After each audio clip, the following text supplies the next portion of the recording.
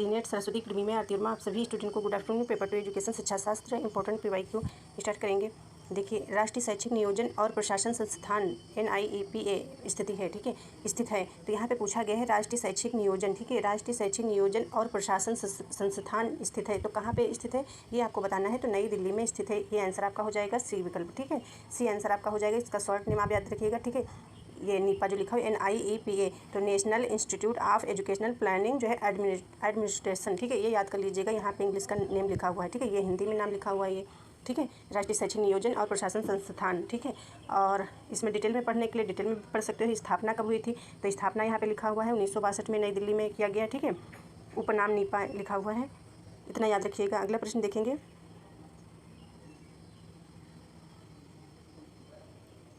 अगला प्रश्न है मनोविज्ञान की विषय वस्तु के रूप में, मनोविज्ञान की विषय वस्तु के रूप में मस्तिष्क और चेतनावस्था के विचार को किसने अस्वीकार किया था। तो इसमें पूछा गया है कि मनोविज्ञान की विषय वस्तु के रूप में मस्तिष्क और चेतना अवस्था के विचार को किसने अस्वीकार किया है। तो इसमें आपका बी विकल्प सही हो जाएगा, वाटसन ने, ठीक है, वाटसन ने। और अगला प्रश्न देखेंगे। अगला प्रश्न है बंड्यूरा के सामाजिक सीखने का सिद्धांत को सेतु के रूप में जाना जाता है। तो बंड्यूरा के सामाजिक सीखने का सिद्धांत जो होता है, ठीक है, सेतु के रूप में जाना जाता है। तो इसमें कौन सा, इसमें आपका सी विकल्प सही हो जाएगा, व्यवहारवाद और संज्ञानवाद के बीच। अगला प्रश्न देखेंगे। ये भी आपका इंपॉर्टेंट प्रश्न आपका है, ये अच्छे से इसको देख सकेंगे आप, लिखिएगा, ठीक है। तो ये प्रश्न आपका है स्वयं, ठीक है, यहाँ पे लिखा हुआ है स्वयं, ये इंग्लिश में लिखा हुआ है SWAYAM, ठीक है, से तात्पर्य है। तो स्वयं से तात्पर्य है आपको बताना है। तो यानी कि इसका फुल फॉर्म पूछा गया है, तो आपको बताना है इसमें कौन सा होगा। तो यहाँ पे आप देखिएगा, इसमें फुल फॉर्म आपका जो है बी विकल्प आपका सही होगा। यहाँ पे देखिएगा स्टडी, ठीक, पहले आप देख लीजिए study web of active learning for young aspiring minds, ठीक है, ये रट लीजिएगा आप सभी स्टूडेंट। इंग्लिश में देखिए यहाँ पे लिखा हुआ है study web of active learning for young aspiring mind. तो यहाँ से इस प्रकार से आपको ध्यान देना है, ठीक है। ये और वाई ये हो गया, फिर इसके बाद देखिएगा वाई हो गया और एस्पायरिंग माइंड, ठीक है, और ये यहाँ पे हो गया ये, ठीक है, माइंड M से। हाँ, तो आपको अपनी कॉपी में नोट कर लीजिएगा और अपना अपना रिवीजन करते रहें, अच्छे से पढ़ाई करें। पेपर नज़दीक और अधिक नज़दीक आ गया है, ठीक है, बिल्कुल भी टाइम आपके पास नहीं है, इसलिए शॉर्ट जो है क्वेश्चन लेकर के आए हैं कि एक ही 2 मिनट में आप जो है 2-4 प्रश्न कर पाएँ। Thank you ji. C net Saraswati academy में आरती वर्मा आप सभी स्टूडेंट को गुड आफ्टरनून। पेपर 2 एजुकेशन शिक्षा शास्त्र इंपॉर्टेंट PYQ है एजुकेशन सब्जेक्ट से, आप सभी स्टूडेंट जानते हैं। तो स्टार्ट करती हूँ। ये आपका जो है सम्मिलित करने का प्रश्न दिया गया है, यानी कि सूची फर्स्ट को सूची सेकंड से मिलान करना है। सूची फर्स्ट में देख सकते हैं सिद्धांत प्रबंधन की अवधारणा दी गई है, ठीक है, और सेकंड सूची में संस्थापक का नाम दिया गया है, जिसमें आपके फर्स्ट सूची में 4 विकल्प दिए गए हैं, ठीक है। आप यहाँ पे आपको देखना है, इसमें दिया गया है उद्देश्यपरक प्रबंधन, ठीक है, ये विकल्प आपका दिया गया है उद्देश्यपरक प्रबंधन, MBO मैनेजमेंट बाई ऑब्जेक्टिव, यानी कि उद्देश्यपरक प्रबंधन हो गया। और बी में दिया गया है पोस्ट कार्ब, यानी कि POSTCORB, ठीक है, पोस्ट कार्ब। और अगला दिया गया है XY, ठीक है, सिद्धांत।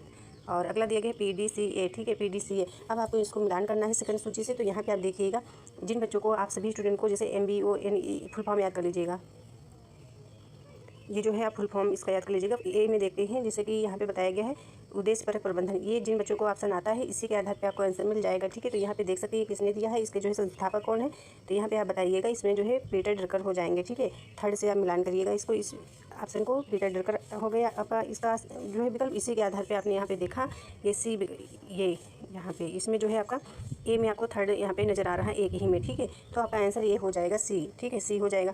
ये जिन स्टूडेंट को ये नहीं आता है, ठीक है, यानी कि ये विकल्प नहीं आ रहा है, सेकंड विकल्प आ रहा है, ठीक है। तो यहाँ से भी आप देख सकते हैं, जैसे पोस्ट कार्ब जो लिखा हुआ है पोस्ट कार्ब, ठीक है, तो ये किसने दिया था, उनके संस्थापक। ये भी आप जानते हैं कि ये किसने दिया, ये लूथर गुलिक ने दिया है, ठीक है। यहाँ से देखिएगा, ये आपका लूथर गुलिक के द्वारा हो जाएगा। और यहाँ पे इसमें भी आप देख सकते हैं, इसमें भी एक ही ऑप्शन दिया गया है, ठीक है, फोर्थ, ठीक है, बी को फोर्थ से मिलान किया गया है। तो जिन बच्चों को फर्स्ट नहीं आता है तो सेकंड से आप मिलान कर सकते हैं। और इसके बाद देखिएगा डी विकल्प आप देख सकते हैं PDCA, ठीक है। तो ये जो है किसने दिया है, तो ये भी आप जानते हैं, ये किससे आप मिलान करिएगा, तो ये भी आपको पता है।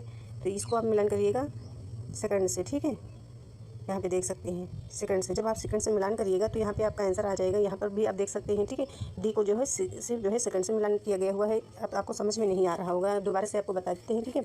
जैसे कि आपने फर्स्ट देखा, फर्स्ट को आपने थर्ड से मिलान करा, ठीक है, और ये जो बी विकल्प आपका हो गया फोर्थ से मिलान करा आपने। और इसके बाद जो है आपने जो है इसको डी फर्स्ट वाले को फिर डी वाले को आपने सेकंड से मिलान करा, ठीक है। तो ये आपका हो गया यहाँ पे आंसर। तो सबसे पहले आपको जैसे कि जिन बच्चों को ये विकल्प आता है फर्स्ट, इसके आधार पे आंसर आपको यहाँ पे मिल गया, ठीक है। और जिन बच्चों को बी विकल्प आ रहा है तो बी विकल्प पे यहाँ पे आंसर मिल गया, ठीक है, आपने मिलान करा। और जिन बच्चों को डी विकल्प आ रहा है तो उन बच्चों को जो है यहाँ पे आंसर मिल गया। तो आप सभी स्टूडेंट को समझना है, हमने कई बार इस तरीके के क्वेश्चन हमने आपको कराए हैं, ठीक है। तो आपके प्रश्न गलत नहीं होने चाहिए, आपको रट लेने हैं इसे, ठीक है। और यहाँ से समझ लीजिएगा, नहीं समझ में आया होगा तो यहाँ से, ठीक है। और प्रैक्टिस करिएगा जिस प्रकार से हमने आपको बताने का प्रयास करा है, ठीक है। अच्छे से हमने समझाया है आपको। और अगला प्रश्न देख सकते हैं, ये भी आपका इसी प्रकार का आपका प्रश्न है, इसको भी इसी प्रकार से हल करना है। तो यहाँ पे आप देखिएगा पाठचर्या मूल्यांकन मॉडल दिया गया है और प्रदाता दिया गया है, ठीक है, जिसने दिया। तो पहला आपका जो है विकल्प दिया गया है प्रभाविता मॉडल। तो प्रभाविता का मॉडल जो है आपने 5 से मिलान कर दिया। तो यहाँ पे आप देखिएगा ये जो आपको दिया गया है, ठीक है, इसमें यहाँ पे तो आपको यहाँ पे सी विकल्प सही हो जा रहा है। ए को 5 से आपने मिलान करा, जिन स्टूडेंट को ये पहला विकल्प आ रहा है, ठीक है, तो वो जो है इससे मिलान करा, आंसर तुरंत आपको मिल गया, ठीक है। और जिन बच्चों को नहीं आता है, ठीक है, ये विकल्प नहीं आता है तो कोई बात नहीं, सी विकल्प आप देख सकते हैं। ये जी है 4 स्तरीय प्रशिक्षण मूल्यांकन मॉडल किर्कपैट्रिक, ठीक है, किर्कपैट्रिक आपने सुना है किर्कपैट्रिक। तो ये जो 4 स्तरीय मॉडल, इसको आप यहाँ से मिलान कर दीजिए। यहाँ से इस तरफ से आपको सेकंड फर्स्ट सूची से प्रश्न नहीं आता है, ठीक है, विकल्प, तो आप सेकंड सूची से मिलान कर दीजिएगा, ठीक है, पढ़ करके। तो 4 स्तरीय यहाँ भी आपका आंसर मिल गया, ठीक है। आपने सी विकल्प देखा, ठीक है, कहाँ गया आपका सी विकल्प, यहाँ पे ये सी देखा आपने। तो यहाँ पे इस तरीके से ना बता करके इस तरीके से बताएं, ठीक है, ये देखा तो आपका आंसर मिल गया। 2 ऑप्शन से 2 विकल्प से आपको आंसर मिल गया, ठीक है। यहाँ ऐसे बता देते हैं दोबारा से हम। ये 5 से आपने मिलान करा, सी को फर्स्ट से मिलान करा, यानी कि ये प्रभाविता का मॉडल आपको आता है तो आपको आंसर मिल गया यहाँ से, ठीक है। और यदि सी विकल्प आपको आ रहा है तो भी आपको यहाँ से आंसर मिल गया। इस प्रकार से आंसर आपको खोजने ही पेपर में, ठीक है, क्योंकि 4 विकल्पों में आपको एक ना एक विकल्प तो आपको आता ही होगा, ठीक है, कुछ ना कुछ तो आता होगा, ठीक है आपको। और अगला प्रश्न एक और देख लेते हैं, आप देख लीजिए। अगला प्रश्न एक आपका हो जाएगा, कौन सा असहकालिक अधिगम प्लेटफॉर्म है, ठीक है। निम्नलिखित में से जो है एक आपको असहकालिक अधिगम का प्लेटफॉर्म बताना है। तो एक मूडल हो जाएगा, कैनवास हो जाएगा, ठीक है। और ये असहकालिक मॉडल लिखा हो तो भी कन्फ्यूज नहीं होना, अतुल्यकालिक लिखा हो तब भी कन्फ्यूजन नहीं होना। असहकालिक को ही अतुल्यकालिक अधिगम बोलते हैं और असिंक्रोनस जो है लर्निंग बोलते हैं। ये 3 नाम आप याद रखिएगा। कहने का मतलब ये हो गया कि असिंक्रोनस नेट सरस्वती अकेडमी में आरती वर्मा आप सभी स्टूडेंट को गुड आफ्टरनून। पेपर 2 एजुकेशन शिक्षा शास्त्र इंपॉर्टेंट PYQ है, स्टार्ट करेंगे। देखिए, यशपाल समिति रिपोर्ट का शीर्षक है, प्रश्न आपका पूछा गया है, यशपाल समिति रिपोर्ट का शीर्षक है, ठीक है, प्रश्न आपका ये है। तो इसमें आपको बताना है कौन सा विकल्प आपका सही हो जाएगा, जिसमें आपका डी विकल्प सही हो जा रहा है, शिक्षा बिना बोझ के, ठीक है। आपको ये प्रश्न रट लेने हैं सारे जितने हम करवा रहे हैं, ठीक है, इंपॉर्टेंट है। और अगला प्रश्न आप देखिएगा, अगला प्रश्न है, निम्नलिखित में से कौन नीति निर्धारण निर्णयों में शामिल नहीं है। तो इसमें पूछा गया है कौन निम्नलिखित में से, ठीक है, कौन नीति निर्धारण, नीति आपने पढ़ा है, निर्धारण निर्णयों में शामिल नहीं होता है। इसमें आपका सी विकल्प सही हो जाएगा, नीति के प्रभाव का आकलन, ये विकल्प आपका सही हो जाएगा, ठीक है। और अगला प्रश्न देखेंगे आप, अगला प्रश्न दिया गया है NEP 2020 यहाँ से ना देखिए, राष्ट्रीय शिक्षा नीति 2020 में निम्नलिखित में से किस पर बल दिया गया है। तो इसमें थोड़ा जूम कर देते हैं, दिख नहीं रहा होगा आप सभी स्टूडेंट को। तो यहाँ से आप देख सकेंगे कि ये जो दिया गया है प्रश्न, ठीक है, तो इसमें राष्ट्रीय शिक्षा नीति 2020 में निम्नलिखित में से किस पर बल दिया गया है। तो इसमें पूछा गया है किस पर बल दिया गया, तो आपको बताना है कि 2020 मतलब जो राष्ट्रीय शिक्षा नीति आपकी है, ठीक है, तो NEP, तो इसमें जो है किस पर बल दिया गया है। तो आपको बताना है ये कैसे सीखना है, इस पर बल दिया गया है, ठीक है, हाउ टू लर्न, ठीक है। और यहाँ पे और डिटेल में पढ़ना चाहे तो आप पढ़ लीजिएगा, 1986 में जारी हुई थी ये सन, ठीक है, शिक्षा नीति के बाद ये पूरा डिटेल में आप पढ़िएगा, समझ में आ जाएगा। और आंसर आपको रट लेना है। ये डी स्कूलिंग सोसाइटी के लेखक हैं, डी स्कूलिंग सोसाइटी के लेखक हैं, इसको भी आपको अच्छे से कवर करना है, पढ़ना है। इसमें ए विकल्प आपका सही हो जाएगा, इवान इलिच, अच्छे से अपनी कॉपी में नोट कर लीजिएगा। इवान इलिच की पुस्तक जो है, मतलब लेखक जो है इवान इलिच हैं, इसके डी स्कूलिंग सोसाइटी के लेखक, ठीक है। इवान इलिच ने जो है कि आपको बताना है कि रचना कौन सी है, ठीक है। और यहाँ पे बताया गया है। अगला प्रश्न देखिए, इसको डिटेल में पढ़ सकते हैं। डी स्कूलिंग सोसाइटी ऑस्ट्रियाई लेखक इवान इलिच द्वारा लिखी गई है, ठीक है, 1971 की एक किताब है, ठीक है, ये जो आधुनिक दुनिया में शिक्षा की भूमिका और अभ्यास की आलोचना करती है, ठीक है। तो ये आपको याद रखना है, इवान इलिच द्वारा जो पुस्तक है वो डी स्कूलिंग सोसाइटी है। या फिर आपसे पूछा जाए डी स्कूलिंग सोसाइटी जो है ये जो है किसने लिखा है, इस पुस्तक को लेखक कौन है, तो आपको बताना है। इस प्रकार से आंसर आपको देना है जिस प्रकार से प्रश्न पूछा जाए, ठीक है। यदि आपसे पूछा जा रहा है कि इवान इलिच की जो है पुस्तक, यदि पूछा जाए डी स्कूलिंग सोसाइटी के लेखक, तो आपको बताना है इस प्रकार से। और अगला प्रश्न आप देखेंगे, अध्यापक शिक्षण के क्षेत्र में शिक्षा शास्त्रीय विषय वस्तु का विचार किसने दिया है। तो इसमें अध्यापक शिक्षण के क्षेत्र में, ठीक है। यहाँ से आपको प्रश्न 2 बार पढ़ना होता है, ठीक है। अध्यापक शिक्षण के क्षेत्र में शिक्षा शास्त्रीय विषय वस्तु का विचार किसने दिया है। जितनी बार आपको समझ में ना आए तो 2 बार तो आपको प्रश्न पढ़ना ही पड़ेगा, ठीक है। और 2 ली सुलमैन हो जाएंगे इसके अंतर्गत, ठीक है। अध्यापक शिक्षण। थैंक यू, मिलते हैं अगले क्लास में। और अपना सभी स्टूडेंट रिवीजन करते रहें, ठीक है, अपना पढ़ाई करते रहें। सीनियर सरस्वती कृमि में आती है और मैं आप सभी स्टूडेंट को गुड आफ्टरनून। पेपर 2 एजुकेशन शिक्षा शास्त्र इंपॉर्टेंट PYQ है, स्टार्ट करती हूँ। देखिएगा, जो नहीं कहा गया, प्रश्न आपका पूछा गया है, जो नहीं कहा गया है वह कहे गए की तुलना में अधिक सार्थक हो सकता है। यानी कि जो नहीं कहा गया है वो कहे गए की तुलना में अधिक सार्थक हो सकता है। यह एक विचार है जिसके कारण विकास हुआ है। तो इसमें आपका आंसर सी सही हो जाएगा। गैलोवे के संप्रेषण के अंतःक्रिया विश्लेषण की प्रणाली, ठीक है।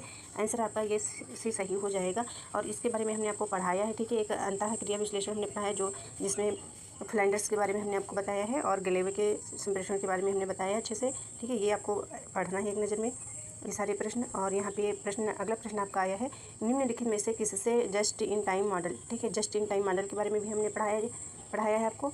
तो प्रश्न में पूछा जा रहा है कि निम्नलिखित में से किससे जस्ट इन टाइम मॉडल के जापानी प्रतिरूप की अवधारणा परिलक्षित होती है, यानी कि परिलक्षित होती है अवधारणा के बारे में, ठीक है। तो इसमें आपका फर्स्ट ये विकल्प आपका सही हो जाएगा। ग्राहकों को उत्पादन से आपूर्ति तक में लगने वाले समय को कम करना, ठीक है। यानी कहने का मतलब ये हो गया, जो ग्राहकों को उत्पादन की आपूर्ति तक में लगने वाले समय को कम करना, ये विकल्प आपका सही हो जाएगा। आप थ्योरी क्लासेस में पढ़िएगा तो समझ में आएगा, ठीक है। और यहाँ से आप डिटेल में पढ़ सकते हैं थोड़ा, ठीक है। और अगला प्रश्न की बात कर रहे हैं NAAC, ठीक है। NAAC नैक, ठीक है। A+ ग्रेड प्राप्त करने के लिए उच्च शिक्षा संस्था द्वारा आवश्यक स्कोर क्या है। तो आवश्यक स्कोर क्या हो जाएगा इसमें आपको बताना है। जिसमें आपका A+ है तो आपका आवश्यक स्कोर होगा आपका जो है B, ठीक है। ये आंसर आपका सही हो जाएगा, B विकल्प, ठीक है। और इसका नैक का आपका फुल फॉर्म याद रखना है, नेशनल असेसमेंट एंड जो है एक्रीडिटेशन काउंसिल, ठीक है। ये आप फुल फॉर्म याद कर लीजिएगा। आंसर इसका जो है B विकल्प सही हो जाएगा, A+ का, ठीक है, जो ग्रेड होता है आपका। और अगला प्रश्न देखिएगा, नेतृत्व के कौन से सिद्धांत उत्पादकता और कर्मचारियों के लिए चिंताओं के बीच महत्वपूर्ण संबंध बताते हैं। तो इस प्रश्न में पूछा गया है, नेतृत्व के कौन से सिद्धांत उत्पादकता और कर्मचारियों के लिए चिंताओं के बीच महत्वपूर्ण संबंध बताते हैं। तो इसमें ए विकल्प आपका सही हो जाएगा, प्रबंधकीय ग्रेड, ठीक है। यहाँ पे देख सकेंगे प्रबंधकीय ग्रेड आंसर आपका हो जाएगा। और ये जो आपका यहाँ पे पूछा गया था आपका नैक A+ ग्रेड, ठीक है। तो आंसर आपका B आया था। इसके बारे में थोड़ा यहाँ पे देख लीजिएगा। तो यहाँ पे आप देखिएगा, ये जो बताया गया है इसमें इस प्रकार से ये आपसे पूछा गया था, ये वाले इसके बारे में आपका आंसर था, ठीक है, उच्च ग्रेड। और यहाँ पे आपको याद कैसे करना है, आपको याद इस प्रकार से करना है, हमने आपको पहले भी बता रखा है कई बार, ठीक है। तो यहाँ पे ऐसे 3 याद रखना है, ठीक है। ये अलग अलग डिवाइड करके याद रखना है आपको इस प्रकार से, ठीक है। जैसे कि इस D से आपने इतना याद करना है, ठीक है। इसको B+++, ठीक है। तो 2 से यहाँ तक, ठीक है। तो आपको याद रखना है B से B+, तो यानी 2 से 3 के बीच यहाँ तक होगा, ठीक है। ये जब स्टार्ट होगा आपका ग्रेड, ठीक है, तो ये जो है 3 से 4 के बीच जो है आपका A ग्रेड आएगा, ठीक है। आपको आंसर आसानी होगी करने में, ठीक है। और ग्रेड A++, ठीक है, यहाँ पे ये सब देख सकते हैं आप। और यहाँ पे देखिएगा, ये नैक जो है, नैक, ठीक है, ग्रेड जो है 4 श्रेणियों के तहत ग्रेडिंग प्रणाली का उपयोग करके उच्च शिक्षा संस्थानों का आकलन करता है। यानी कि 4 श्रेणियों, ठीक है, 4 श्रेणियों के तहत ग्रेडिंग होती है। एक A होता है, एक B होता है, एक C होता है, एक D होता है, इसके अलावा कोई नहीं होता, ठीक है। और थैंक यू, मिलते हैं अगले क्लास में। अच्छे से पढ़ाई करें, रिवीजन करें, रिवीजन बहुत जरूरी है, ठीक है। सीनियर सरस्वती कृमि में आती है, आप सभी स्टूडेंट को गुड आफ्टरनून। पेपर 2 एजुकेशन शिक्षा शास्त्र इंपॉर्टेंट PYQ है, ये आपका मिलान करने का प्रश्न सम्मिलित करने का। यहाँ पे देखेंगे आप प्रश्न, सूची फर्स्ट को सूची सेकंड से मिलान करना है आपको। तो यहाँ पे आप देखिएगा फर्स्ट सेकंड सूची एंड फर्स्ट सूची। तो यहाँ पे ये दिया गया है A विकल्प, ठीक है, एंड B विकल्प। अब आपको मिलान करना है, तो इसको सबसे पहले आप, और यहाँ सेकंड सूची में त्रिभुजन दिया गया है, रूब्रिक्स दिया गया है और पोर्टफोलियो दिया गया है, ये C विकल्प। तो यहाँ पे आप देखिएगा कि जो है एक छात्र, यानी कि पहला विकल्प A विकल्प आपका होगा, एक छात्र के काम के प्रतिदर्श का उद्देश्यपूर्ण संग्रह अधिगम में उसकी प्रगति का आकलन करने के लिए स्व मूल्यांकन कथन है, ठीक है। तो ये आपका जो है विकल्प से मिलान होगा, ये आपको देखना है, ये आपका पोर्टफोलियो से मिलान होगा, ठीक है। यानी कि पोर्टफोलियो को आप मिलान करिएगा फर्स्ट विकल्प से, ठीक है, ए से। और अगला आपका आता है विभिन्न व्यक्तियों, यानी B विकल्प, विभिन्न व्यक्तियों या स्रोतों, ये स्रोतों लिखा हुआ है, ठीक है, स्रोतों से तथ्य की संपुष्टि करने का प्रक्रम है। तो ये आपका जो हो जाएगा, ये त्रिभुजन हो जाएगा, यहाँ से आपको मिलान करना है, ठीक है। तो ये कहने का मतलब है, जैसे कि कोई समस्या है, ठीक है, तो शोधकर्ता जो है किसी समस्या पर जो है शोध कर रहे होते हैं, तो मतलब विभिन्न प्रकार के, मतलब विभिन्न शोधकर्ता जो है एक ही समस्या पर शोध कर रहे होते हैं अलग अलग विधि के द्वारा, ठीक है। ये हो जाता है इसके अंतर्गत आंसर, ये त्रिभुजन में बताया गया है, ठीक है, मतलब जो डिफिनेशन होती है इस प्रकार से आप समझिएगा। तो इसको आपने इससे मिलान कर दिया, ठीक है, यानी कि मिलान हो गया आपका, और जो है ये आपका त्रिभुजन से मिलान हो जाएगा, ठीक है। तो यहाँ पे त्रिभुजन जो हमने आपको बताया, जैसे कोई एक समस्या है, ठीक है, ये समस्या हो गई तो इसको जो है सोल्व करता है, जैसे ये सोल्व करता हो गया, ये हो गया, ये आप हो गए, ये आपका दोस्त हो गया, ये हो गया, आप सोल्व कर रहे हैं, तो इसी पे आप सोल्व कर रहे हैं और जो है आप अलग विधि के द्वारा कर रहे हैं, ये सब लोग अलग अलग विधि के हिसाब से कर रहे हैं एक ही समस्या पर सोच, ठीक है, ये आपका त्रिभुजन हो जाता है। और इसके बाद यहाँ पे अच्छे से समझ सकते हैं, यहाँ पढ़िएगा समझ में भी आएगा। विभिन्न व्यक्तियों या स्रोतों से दत्त मतलब आंकड़ा आप जानते हैं, ठीक है, दत्त यहाँ पे सॉरी यहाँ पे लिखा हुआ है डेटा, ठीक है, डाटा की संपुष्टि करने का प्रक्रम समझ में आ गया आपको। और इसके बाद आपको देखना है जो आपका यहाँ पे है सी, जो आपका विकल्प है, ठीक है, तो व्यक्ति के जीवन की कहानियाँ, यानी व्यक्ति के जीवन की कहानियाँ, अनुभवों और उपलब्धियों का विस्तृत पुनर्निर्माण, ठीक है, तो इसको आप मिलान करिएगा जीवनी से, तो आप इसको पता हो, आप सभी स्टूडेंट को पता है, ठीक है, कि जीवनी क्या होता है, ठीक है, यानी कि व्यक्ति के जीवन की कहानियों, अनुभवों और उपलब्धियों का विस्तृत पुनर्निर्माण। और अगला जो है डी विकल्प आपका आता है जो फर्स्ट सूची में, तो इसमें देख सकेंगे आप दिया गया एक स्कोरिंग, ठीक है, एक स्कोरिंग उपकरण स्रोत जो होता है, ठीक है, तो जो गुणवत्ता के विभिन्न स्तरों पर कार्य के आकलन के लिए जो है मानदंड को सूचीबद्ध करता है, तो ये आपका रूब्रिक्स हो जाएगा यहाँ पे मिलान, ठीक है, डी को, ये आपका डी से मिलान हो जाएगा और ये सी। तो आई होप आप सभी स्टूडेंट को समझ में आया होगा। और एक प्रश्न और छोटा सा है, इसको भी आप देख लीजिए थोड़ा, तो ये प्रश्न आपको जो है देखना है, ये विषय लगे सूची फर्स्ट सूची में संविधान लिया गया है, ठीक है, तो ये संविधान लिया गया है, तो संविधान का अनुच्छेद, तो अनुच्छेद को आयकर बोलते हैं, याद रखिएगा, ठीक है, और संविधान के नीचे लिखा हुआ है, देखिएगा अच्छे से समझने का प्रयास करिएगा। यहाँ पे आप देखिएगा प्रश्न लिया गया है, तो थोड़ा इसको यहाँ से देखिए, ये प्रश्न हो गया, ये आपको प्रश्न नहीं आता है, यदि नहीं आता सीखने का आपको जो है इसको हटाना होता है, तो आपको यहाँ पे प्रश्न आपको देखना है। तो प्राथमिक स्तर पर मातृभाषा में अनुदेशन, प्राथमिक स्तर पर मातृभाषा में अनुदेशन, इसको आप लगेगा यहाँ पे फर्स्ट अनुच्छेद 385, यानी आर्टिकल, ठीक है, आर्टिकल। और ये जो है इसके बाद जो है देखिए शिक्षा का अधिकार, ये सीधे काफी जानते हैं, अच्छा अच्छे से पता होगा, ठीक है, ये आपको लगना है, सीखो आपको फर्स्ट करना है, यानी कि शिक्षा का अधिकार अनुच्छेद 30 करना और इसके बाद डी का है शैक्षिक संस्थान स्थापित करने का अल्पसंख्यकों का अधिकार, ठीक है, शैक्षिक संस्थान स्थापित करने का अल्पसंख्यकों का अधिकार, ये आपका हो जाएगा, ये जो है 30 हो जाएगा। और ये जो आपका फर्स्ट लिया गया था अल्पसंख्यकों की शिक्षा के लिए जो है 29 हो जाएगा। तो आई को समझ में आया होगा, ठीक है, तो यहाँ पे इस प्रकार से देख करेंगे, ठीक है, इस प्रकार से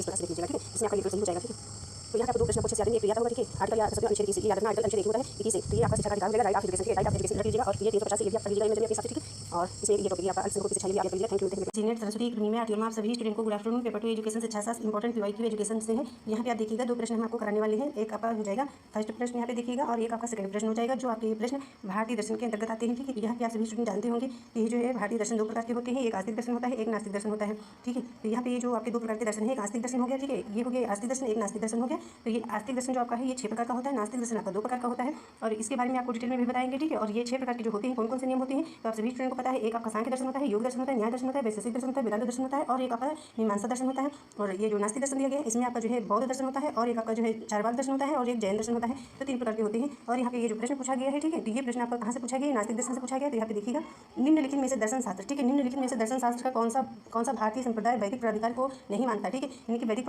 प्राधिकार को नहीं मानता, यानी कि नास्तिक दर्शन के अंतर्गत आता है। नास्तिक दर्शन जो होता है वो वेदों को नहीं मानता है, ठीक है। तो ये आपका सी विकल्प आपका सही हो जाएगा। अगला प्रश्न है दर्शन शास्त्र के निम्नलिखित भारतीय समुदायों में से कौन वैदिक प्राधिकार को निरस्त नहीं करता है, इसमें आपका सी विकल्प सही हो जाएगा, सी विकल्प सही हो जाएगा सांख्य दर्शन, ठीक है। तो ये जो है आपका आस्तिक दर्शन के अंतर्गत आता है, ये प्रश्न आपका आस्तिक दर्शन से लिया गया है, ठीक है। तो यहाँ पे पूछा कि दर्शन शास्त्र के निम्नलिखित भारतीय समुदायों में से कौन वैदिक प्राधिकार को निरस्त नहीं करता, यानी कि वेदों को स्वीकार करता है, ठीक है, यानी कि यहाँ पे निरस्त नहीं करता, यानी कि निरस्त नहीं करता कि वैदिक प्राधिकार को स्वीकार करता है, इनके परमाणु को मानता है, ठीक है। तो इसमें सांख्य दर्शन हो जाएगा। और बाकी ये जो है ये आपके नास्तिक दर्शन के अंतर्गत आते हैं, चारवाक दर्शन, बौद्ध दर्शन, जैन दर्शन। और ज़्यादा डिटेल में यहाँ पे समझने के लिए यहाँ से हम आपको बताते चलते हैं, यहाँ से आप देख सकेंगे ये जो दिया गया है आपका आस्तिक दर्शन, ठीक है, ये 6 प्रकार का होता है। नास्तिक दर्शन आपका जो है 3 प्रकार का होता है। तो सबसे पहला पॉइंट आपको याद करना है कि ये जो है आस्तिक दर्शन वेदों को स्वीकार करता है, ठीक है, जो आपका आस्तिक दर्शन होता है वेदों को स्वीकार करता है एंड या कह सकते हो वेदों में विश्वास करता है, ठीक है। दो एक पॉइंट को हमने 2 प्रकार से आपको बताया है कि आस्तिक दर्शन जो होता है वो वेदों को स्वीकार करता है या आप कह सकते हो वेदों में विश्वास करता है या करते कह सकते हो।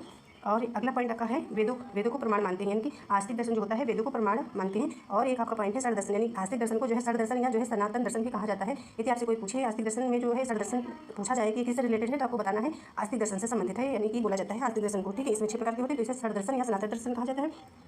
और ये जो 6 हैं प्रकार, तो सांख्य दर्शन में महर्षि कपिल जी हैं प्रवर्तक, ठीक है, योग दर्शन में पतंजलि हैं, ठीक है, और न्याय दर्शन में गौतम है, ठीक है, वैशेषिक में कणाद हो जाएंगे प्रवर्तक आप कह सकते हो या संस्थापक कह सकते हो, और वेदांत में वैद्यनारायण हो जाएंगे आपके, और मीमांसा के अंतर्गत जो है जैमिनी हो जाएंगे। तो ये आपको इंपॉर्टेंट है, याद रखना है, ये प्रवर्तक कहिएगा या संस्थापक कह सकते हो। और नास्तिक दर्शन के पॉइंट आपको देखना है, नास्तिक दर्शन में क्या क्या पॉइंट आपको याद रखने हैं, दोबारा से ये नास्तिक दर्शन है जो 3 प्रकार की है, ठीक है। तो इसमें आप पहला पॉइंट देखिएगा वेदों को स्वीकार नहीं करते। इसमें जो आस्तिक दर्शन स्वीकार करता है वेदों को, जो नास्तिक दर्शन जो है वेदों को स्वीकार नहीं करते हैं या कहिएगा वेदों में अविश्वास करते हैं, ठीक है, अविश्वास करते हैं या स्वीकार नहीं करते हैं। और अगला पॉइंट आपका होगा दूसरा पॉइंट वेदों को प्रमाण नहीं मानते, ठीक है, वेदों को प्रमाण नहीं मानते या जो अथॉरिटी नहीं देते, या जो लिखा प्रश्न आपने पूछा गया था, ठीक है। और इसके बाद आपको देखना है अवैदिक, यानी कि नास्तिक दर्शन को जो है तीसरा पॉइंट आपको देखना है। तो अवैदिक या जो है लोकायतन दर्शन बोला जाता है, यानी कि जिस प्रकार से आस्तिक दर्शन को जो है षड दर्शन हम बोलते हैं, ठीक है, आस्तिक दर्शन को षड दर्शन बोला जाता है, तो इसी प्रकार से नास्तिक दर्शन जो होता है उसको अवैदिक दर्शन बोलते हैं, ठीक है, या लोकायतन दर्शन बोलते हैं, ठीक है। अब आपको याद हो गया है, आप सभी स्टूडेंट को एक नाम में षड दर्शन पता होगा कि आस्तिक दर्शन को षड दर्शन बोला जाता है या सनातन दर्शन। और ये आपको नहीं पता होगा तो इसको भी आप अच्छे से पढ़ लीजिएगा, नोट कर लीजिएगा अपनी कॉपी में, अवैदिक दर्शन, ठीक है, और लोकायत दर्शन। और इसमें आपको पॉइंट्स याद करने हैं जो 3 हमने बताए हैं। बौद्ध दर्शन होता है, आपको याद रखना है आस्तिक दर्शन के अंतर्गत जो है 3 प्रकार के आपके आते हैं, हैं दर्शन। बौद्ध दर्शन, तो बौद्ध दर्शन जो है प्रवर्तक संस्थापक कौन है, तो गौतम बुद्ध जी है बौद्ध दर्शन के, ठीक है। और चारवाक दर्शन के कौन हो जाएंगे, चारवाक के गुरु बृहस्पति जो है प्रवर्तक हो जाएंगे, ठीक है। और जैन दर्शन के जो है हो जाएंगे महावीर स्वामी जी हो जाएंगे, ठीक है। जैन दर्शन के प्रवर्तक जो है महावीर स्वामी जी हो जाएंगे, जो अंतिम तीर्थकार थे, यहाँ पर लिखा छोटा छोटा। और जो है ऋषभदेव भी हैं जैन दर्शन के अंतर्गत, जो प्रथम तीर्थकार थे, ठीक है। तो जैन दर्शन में आपको समझना है, इसमें अलग अलग बुक्स में अलग अलग प्रकार दिया होता है। तो जैन दर्शन में जो है प्रवर्तक के तौर पे आपको महावीर स्वामी जी को लिखना है, जो अंतिम तीर्थकार है। और जैन दर्शन जो लिखा हुआ है इसमें ऋषभदेव भी लिखा, तो ये प्रथम तीर्थकार थे, ठीक है। तो आपको इतना याद रखना है, प्रथम तीर्थकार जो है ऋषभदेव थे, अंतिम जो है महावीर स्वामी थे। ज़्यादा डिटेल में समझने के लिए थोड़ा बहुत यहाँ से आप पढ़ लीजिए।